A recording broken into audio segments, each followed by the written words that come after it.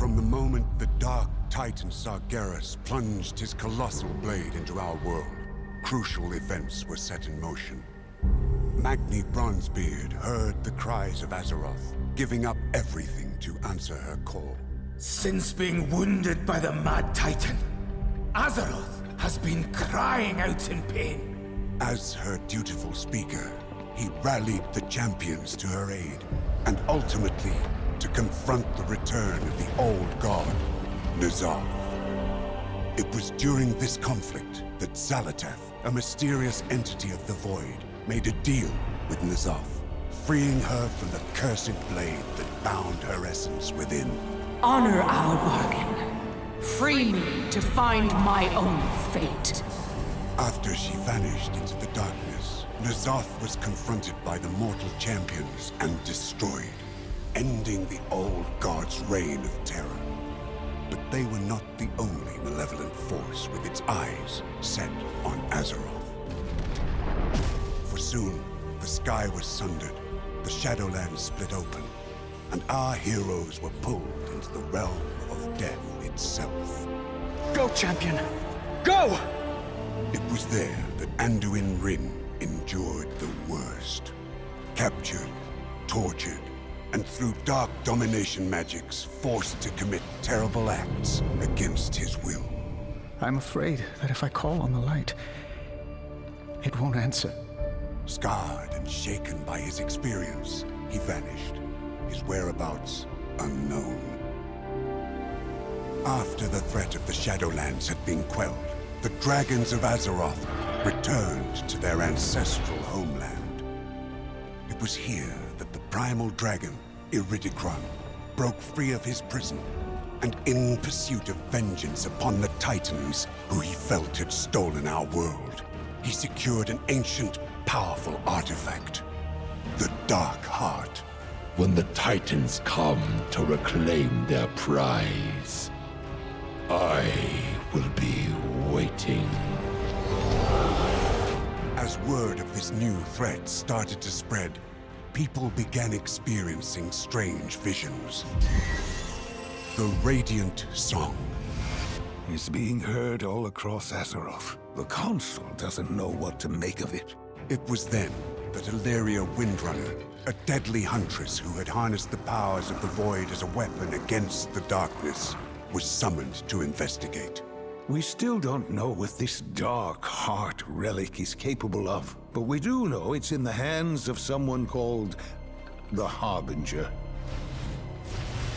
It was not long before Illyria discovered the Harbinger's true identity. Xal'atath, the mysterious figure, was once again on the move.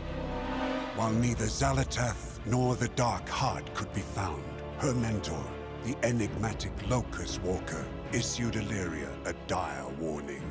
The radiant visions you spoke of are the very same my people had before our world was consumed by the Void Lord Dimensius. Could Xal'atath be seeking that same fate for Azeroth? You must find a way to stop her. If you cannot, then Azeroth is already doomed.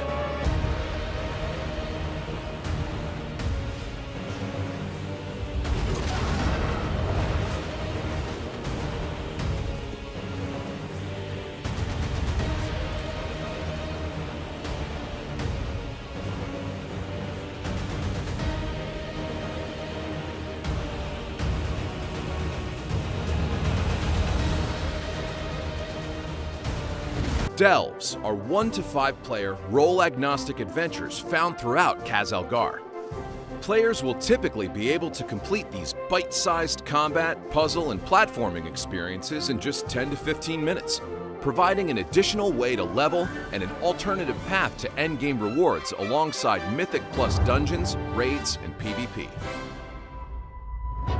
Players can dive into Delves alone or in parties of any number up to 5. And any combination of classes and roles are viable, letting you approach each adventure as you see fit. Multiple healers could offer a safer way to travel, but prioritizing damage output might allow you to sprint through at record pace. This versatility allows players to progress with who they want, how they want, and when they want. As you approach, you'll be prompted to choose a difficulty level, called a tier, and can then walk right in. There is no loading screen. Lower tiers are available during leveling, with higher tiers added at max level and Season 1. If you're grouping with a friend or a couple of guildmates, just party up to enter the same instance. If you're looking to meet new delvers, the Group Finder tool can assist with finding or forming a party. In the same way, it helps form groups for quests, mythic dungeons, raids, and custom activities. Whether you group with friends or strangers, everyone in your party can play whatever class and specialization they want, so no one has to sit out or be overlooked because their desired role is already filled. The flexibility of delves is made possible thanks to your companion NPC. Each season, you'll be accompanied by a new companion who can be customized to complement your playstyle. The legendary dwarven historian Bran Bronzebeard, renowned explorer and veteran of the Second War, will be the first to join you. By choosing Bran's specialization, he could be molded into a healer or damage dealer, allowing him to fill the role you or your group need. As you progress, Bran levels up too, gaining skills that expand his arsenal and enhance his effectiveness. If you want to focus on damage output yourself, Healer Bran is happy to throw a potion on the ground that heals allies. Or, with a damage-focused Bran, you could activate his Gryphon's battle harness, which lets him bombard enemies with lightning hammers from atop his loyal Griffin. Once you're max level and Bran is of a high enough rank, you'll begin earning curios. Equip Bran by choosing a combat curio and a utility curio to give him trinket-like effects that empower your party. In addition, Bran can help you find lost supplies and delves that can help you in your runs. There will be 12 different delves to explore at launch, and you can expect to find some in each of the new zones. In the Isle of Dorn, you venture into the Earthcrawl Mines, a dig site that has been taken over by Nerubians. In Hallowfall, you must carefully explore the Sinkhole, the very bottom of the zone, where all the water gathers and Kobus lurk and lure in their victims. In the Ringing Deep's Dread Pit, you'll spelunk into a forward base of operations that the Nerubians are using to lay assault on the machine speakers.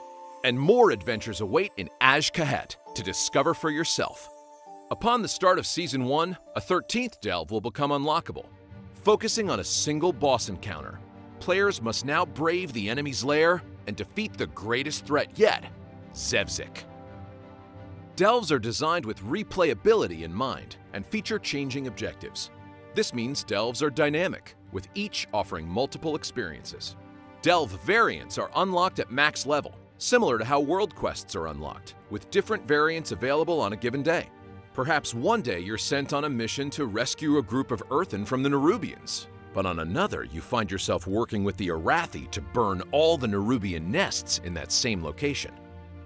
Thanks to their dynamic objectives, you could visit the same delve multiple times and have completely different adventures. Completing delves will reward you with a variety of valuable loot.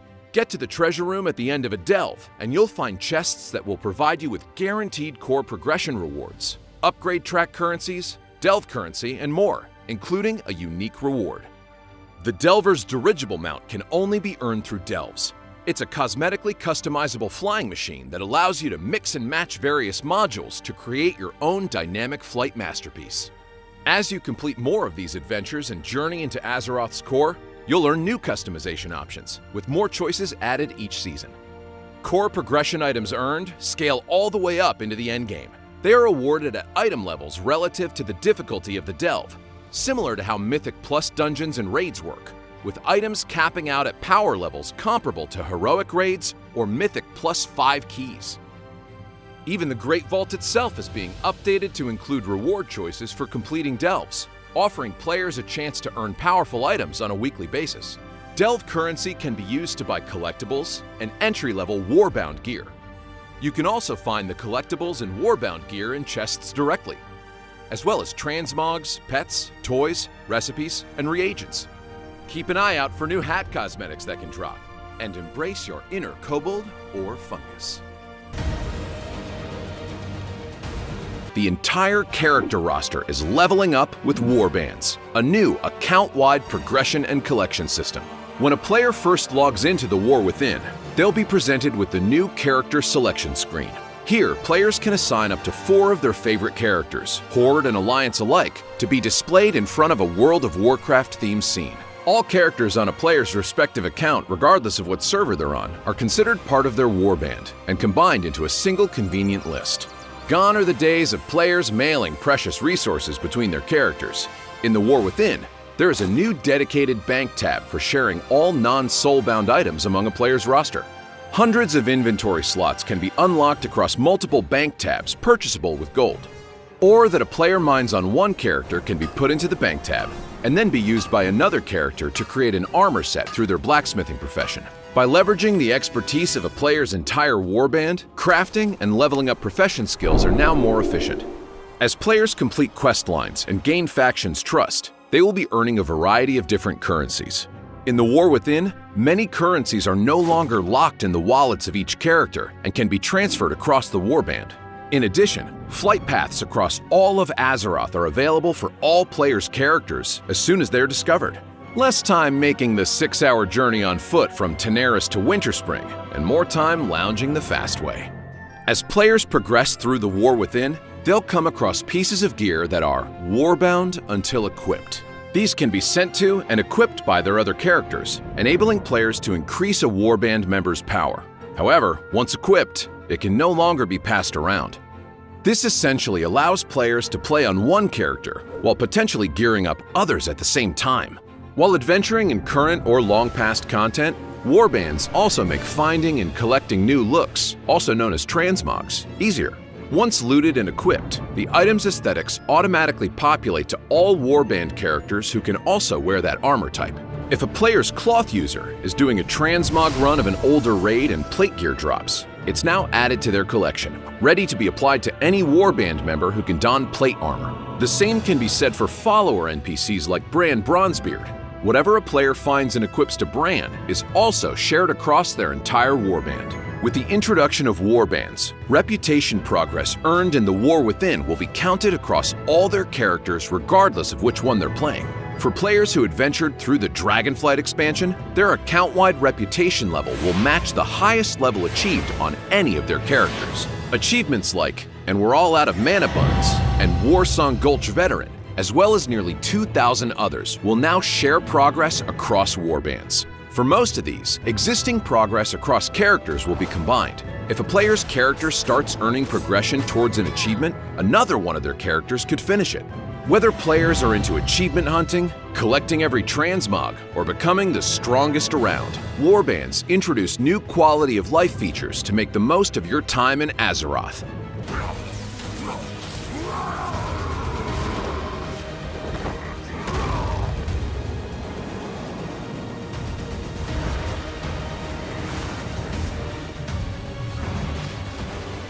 Formerly known as dragon riding, dynamic flight brings the newest, fastest, most active way to travel to old zones and new. From the leveling campaign through endgame, on hundreds of your favorite flying mounts. Let's explore everything you need to know about dynamic flight in the War Within.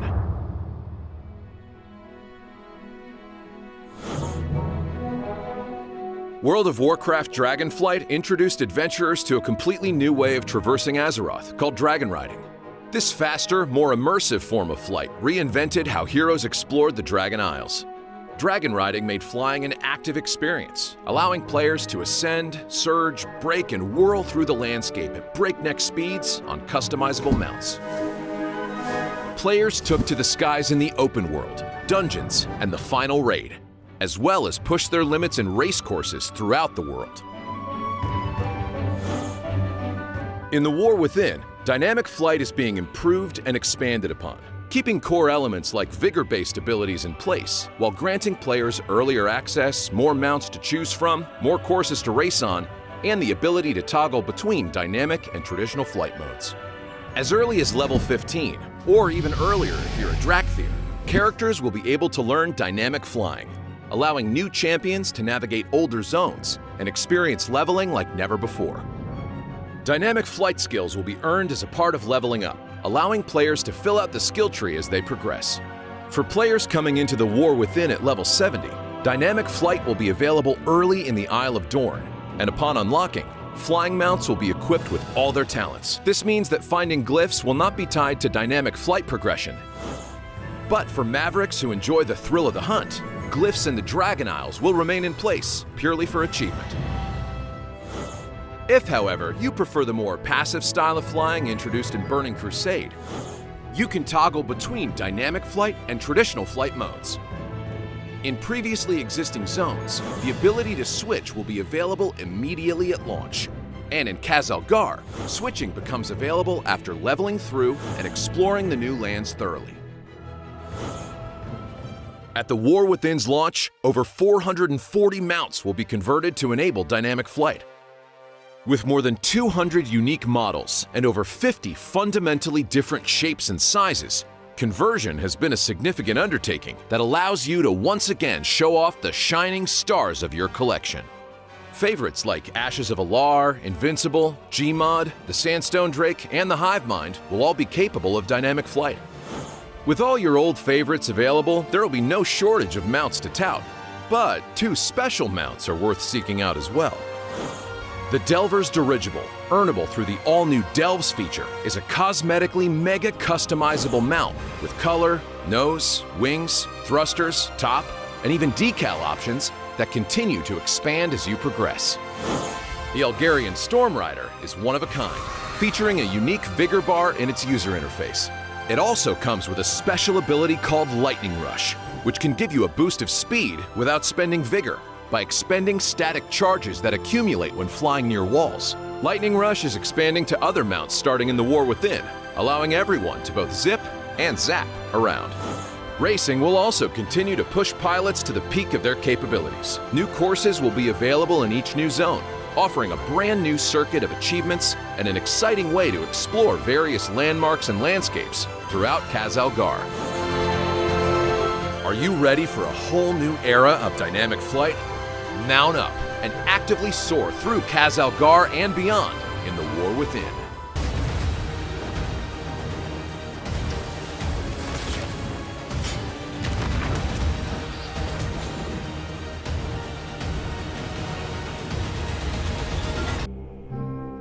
Welcome to a special edition of WoWCast, and thank you so much for joining us. Launch is right around the corner, and today we are joined by a few incredible guests to share how dungeons, raids, and PvP has evolved, as well as new features like delves and warbands.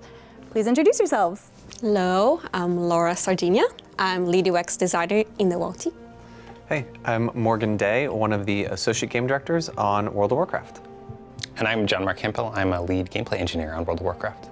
How has the team been approaching what's waiting for players at max level for the War Within? As we've been talking about, the content that players will be experiencing once they reach the end game, there's really been 3 main pillars we've been focusing on. The first is variety. We want to make sure that there's all kinds of activities for you to do, whether it be in the outdoor world or with some of our new features like delves that are really going to add some new variety for those players. Additionally, we really want to focus on progression and giving players new challenges to try to overcome in the end game.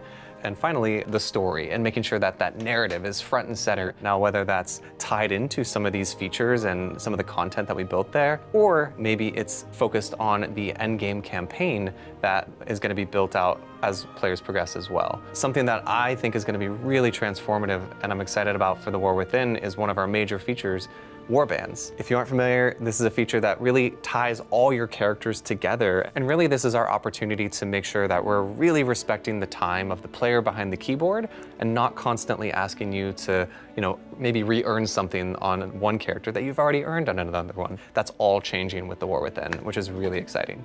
John Mark, can you tell us more about the significant undertakings that Warbands is about? Yeah, it's no easy task to reimagine in a modern context what we've done over the past 20 years. I think, Morgan, at BlizzCon, you called this several features in a trench coat. Yeah. And it's very true. In a nutshell, it's really a philosophical shift in how we approach the game. Instead of being from a character focus, we're taking a step back and approaching it more from what the players accomplished over the entire time that they've played the game. Historically, we've added on pieces to individual systems from the engineering side to support features going into expansions.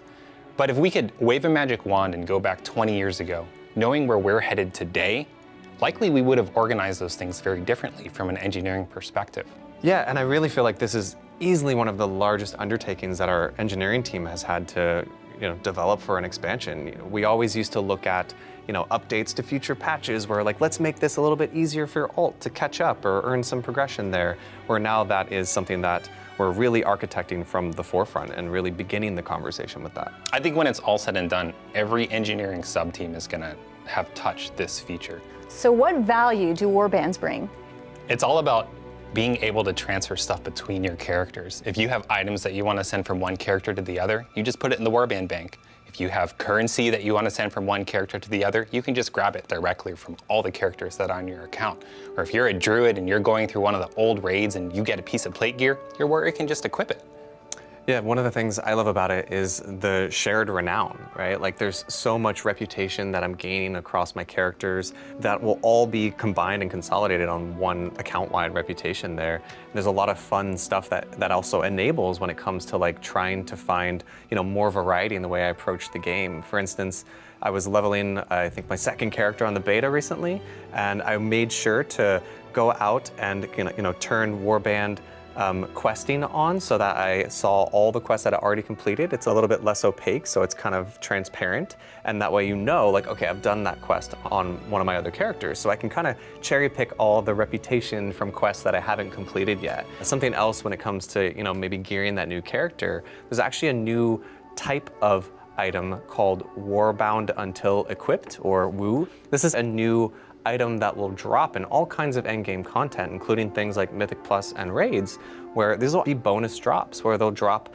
slightly lower item level where you might have earned that reward, and then you can put that in your bank or send it to one of your alts, and actually, once you equip it on one of your characters, then it will bind to that character. So the fact that it binds to the warband means we can be really generous with that gear as we're dropping for alts. I imagine as part of this overhaul that it's led to some unique challenges with the UI. Oh yeah, that's for sure. UI revamp continues, and Warbands was a great opportunity for us to revamp the character select. Last time when we did a big entry screen update was during Shadowlands. So with Warbands, we did a whole big user experience revamp there. We kept the right side list, but now you can drag and drop much easier your characters, and we have a favorite section there, which is really cool because they're all cross-helm characters that you can have. So you don't need to be back and forth choosing characters. They're all gonna be there for you, very, very easy.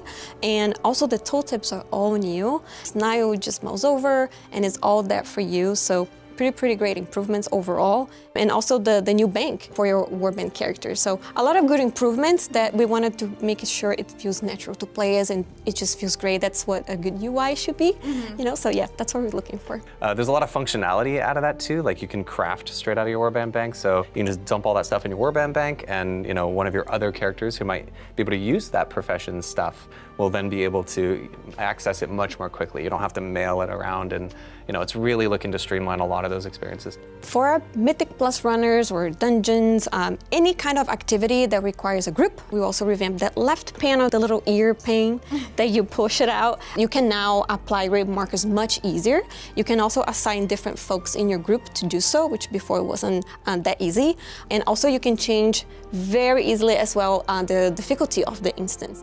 One of the other things I love that we added is hubs, right? So on the main map, there's often, as you are progressing in the end game, there's all kinds of content that might be really consolidated in one area, and sometimes it's like, oh, there's so much stuff here, and it makes the map feel like it might have a little bit of clutter on it. So we now have a way to kind of consolidate some of that. The hubs, as Morgan was explaining, when you get in the War Within, you're gonna see this castle city icon that we're gonna have in each zone. And Dornagal is the biggest one. When you click on it, you can see the city map. And one of the technologies that we wanna add, the hub gonna prioritize for you what is the most important content for you to do. Of course, you can choose to do something else, but we wanna clean up the surroundings of hubs and main cities. So that's the kind of tech that we're looking into UI as well, and we want to evolve and get players' feedback. Also for the end game, we have a new type of quest that's called meta quests, but those are end game important repeatable quests, and then they are the classic exclamation mark, above the NPC heads, but it's blue because it reminds of the old dailies, but you're gonna have spikes around it, so you know that's like, oh, I should check this out. Yeah. So the hub when there's something available as a meta quest for that week, the hub will show that to players, so you know that's something that you should do. If you don't have too much time, you probably should prioritize those because they give very, very good in-game rewards. So that's the kind of technology that UI is trying to help players. Yeah, that's really helpful. You might be coming back, or you're veteran players, or you just want to, do the easiest thing for the week, and that's going to be out there on the map for you, so you don't have to go back to the icon soup. Are there any extra quality of life improvements to the UI? Sure, I've seen a lot of the community very happy about the search bars. So we keep adding those. With Warband, we have a search bar there as well. In Dragonfly, we had the search in the options menu. Professions, of course, if you're searching for something specific. Bags, we added that in Dragonfly, and the talents. But now, the spellbook is getting a whole revamp, and it's so good to have a search bar there. The spellbook looks beautiful now, like you can have 2 pages, and that way you don't have to paginate as much. But if you really prefer one pane, there is an icon at the top, which is the collapse one. It comes back to the original classic size. So we know some players really love that, and we want to make sure that everyone is happy with the new spellbook. Having the time to do all that stuff makes us so happy because we want to keep the classic WoW look, even though it looks modern, but it still feel WoW, and that's really important for us. Morgan, earlier you mentioned you want to empower players to play the way they want to play. How is that going to be approached in the new feature Delves? Yeah, so like we've discussed, Delves are really bite-sized content, really targeted on those players who love progression in the outdoor world and maybe aren't so excited about going into group content or queued content. Something that they gave us feedback on is that they really wish that there was a way for these to be a bit more difficult and maybe give them a bit of a challenge too. Delves, while the rewards might end at tier 8, so that the item level that you're getting stops there, the difficulty tier goes to 11. And when you reach that difficulty, there will be a hard mode version of Zekfir, which for people who might be familiar with some of those solo challenges like the Mage Tower of the past, this will be a new solo challenge for players to really, try to tackle over time. And we imagine this is something that will take quite a bit of effort and, progression to get to the point where you'll be able to defeat Zekfir at that difficulty. And waiting for you, if you're able to do that, is a really awesome, unique, kind of voided out version of that customizable delve mount that you're going to be rewarded with very early on in your delve progression. Can you talk about the different varieties of delves? Yeah, so with delves, there's 13 delves in total, and something that we really wanted to focus on was to make sure that each delve had multiple variants, right? So while there's 12 delves that you'll experience and be sent to, a couple in each zone, every time you zone in, we wanted to make sure that it wasn't just some small tweaks here and there, like, the spawning changed a little bit, or maybe there's some traps that look a little bit different. The actual objectives are changing. Sometimes the way you traverse through the delve completely changes. Maybe you're going to start at the end of the delve this time and work your way backwards. So we wanted to make sure that these different variants were really distinct with each new delve. And we also wanted to make sure that, like I said earlier, with progression to be a large part of this. So there's a couple different aspects of that. For one, the Great Vault, which is something that a lot of our raid and PvP and Mythic Plus players are familiar with, is going to get an outdoor row with the War Within. So the loot that comes from delves, we wanted to make sure that while it was bite-sized content, that doesn't mean it can't be really rewarding, right? So if you're able to work your way up and defeat level 8, which is where the loot kind of caps out at, your Great Vault will actually reward you with items that are higher item level than you would get out of like a Mythic plus 10 end of run chest. So it's really, really good loot. Yeah, it's really and rewarding. We want to make sure that you're using that gear that you're in along the way to work through the different delve tiers and finally take the fight to Zekfir and by extension Xal'atath as well, which also gets us into feeling like delves should be a big part of our endgame story as well, and making sure that they're paying into this narrative of Xal'atath and all of our epic heroes that we're experiencing along the way. Something else that we added in the UI for delves is, there's now a whole tab that exists for delves that will exist down with the adventure journal, where you can see Mythic Plus and see your seasonal journey there. Now when you go to the delves tab, you can find the Great Vault from there. You can also see Bran, who's your companion. You can change his spec and see kind of the progression there. So lots of fun UI additions and improvements that have made delves that much more fun. The team has also made significant changes to the Mythic Plus dungeons. Can you elaborate more on that? Yeah, so actually, not only is Mythic Plus getting some changes, but also the core progression of dungeons is shifted quite a bit. So if you've been playing Dragonflight Season 4, you might have seen that Mythic 0 has actually gotten quite the facelift. You know, something that we have noticed in the past is Mythic 0 was great for like 2 weeks of an expansion, and then nobody really needed to do it anymore because they had just progressed into Mythic Plus. So with The War Within, a Mythic 0 will be the equivalent of what, you know, if you haven't played since Shadowlands, Mythic 10 might have been. So it's quite difficult and will be equally as rewarding. But, you know, we wanted to capture that audience of people who loved that feeling of the mega dungeons where, you know, there's still progression, but also there's no timer, right? So if that was something that maybe put you off from Mythic Plus, this is something that you can still do with your friends, and hey, you can run AFK if you need to in the middle of these. But for Mythic Plus itself, we really took a huge step back and wanted to do a major affix refresh. We have gone through multiple iterations of that on the beta. You know, we got a lot of feedback from our first iteration of it and have really pivoted significantly since then. It was kind of neat because we had some players that said, we really like the direction of these affixes, these I don't know about, and then other players that felt the exact opposite. I'm not sure about these, but I really like this direction.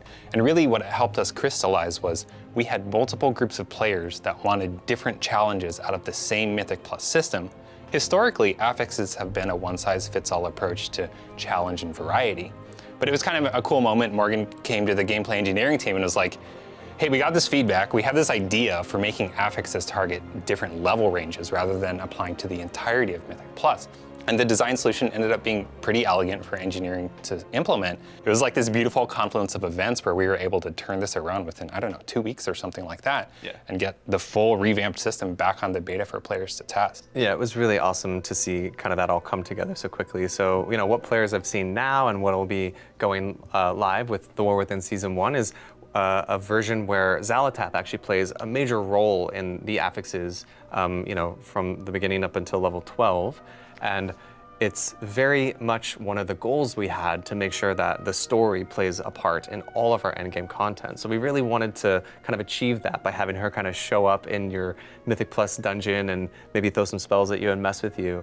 You know, we're coming up on the 20th anniversary of World of Warcraft this year, and if you're coming back from a break or if you're a completely new player, just learning the dungeons can be daunting on top of affixes and things like that. So this sort of granular way that affixes apply challenges to the dungeons allows players to engage with them in the way that they want to be challenged. Something that we added in Dragonflight, which is the follower dungeons, are great for that because you can have NPC companions, which are not real players, playing with you through the dungeon. And let's say you just changed to a new spec, you want to be a healer now, and I really want to try that first before really going to a dungeon with new players. We know that players in dungeons often are afraid of trying out new specs. And with hero talents, there's different flavors of new combat for people to try out. And follower dungeons provide a way for you to just go in and feel it out and not be too concerned about how you're impacting other people. Approachability has been mentioned a few times. How are we applying that to PvP? Yeah, there's actually a new feature that I am personally going to play quite a bit, where you're going to be able to experience essentially rated battlegrounds. It's called Rated Battleground Blitz, which is a smaller number of players, and you'll be able to earn conquest and, you know, all the awesome rated PvP rewards while playing battlegrounds. Because, you know, we know there's a ton of people who love battlegrounds, but you know, the jump into arenas sometimes might be a little bit scary. That is a much more smaller experience, and you know, each little mistake counts for a lot when you're in an arena. Where in a battleground, you know, there's a lot more going on. Usually they last longer, there's objectives.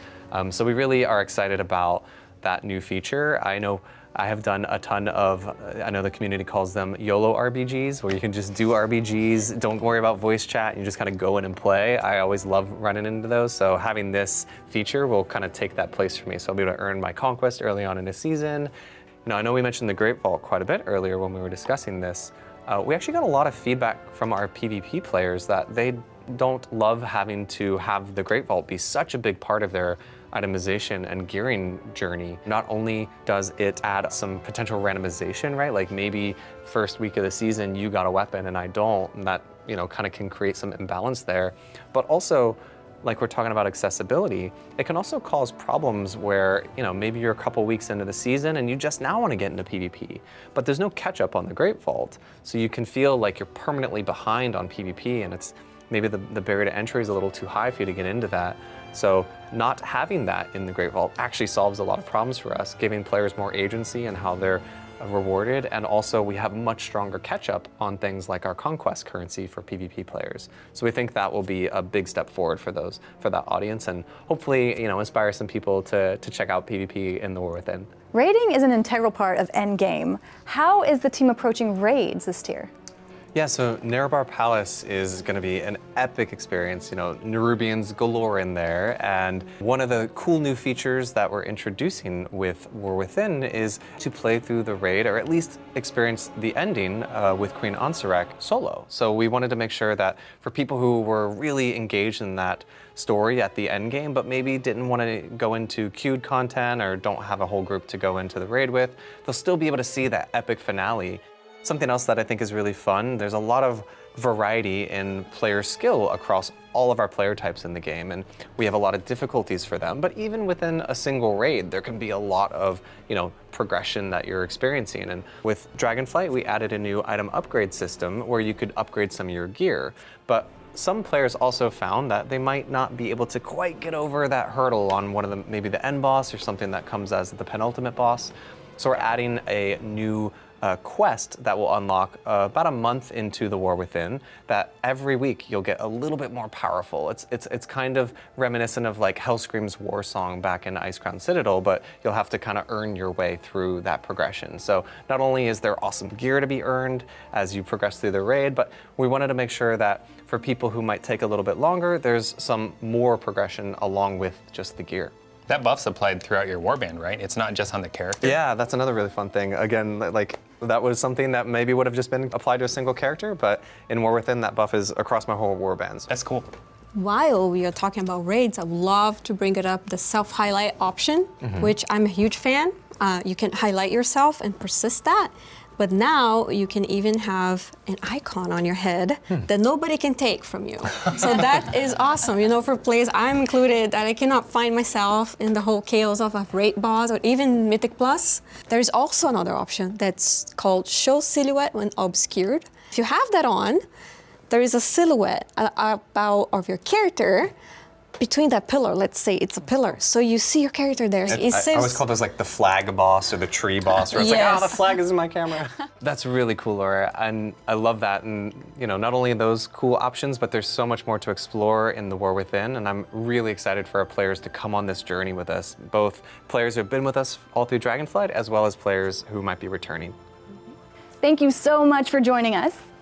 We hope you enjoyed this look into endgame content, and we look forward to seeing you in Khazalgar.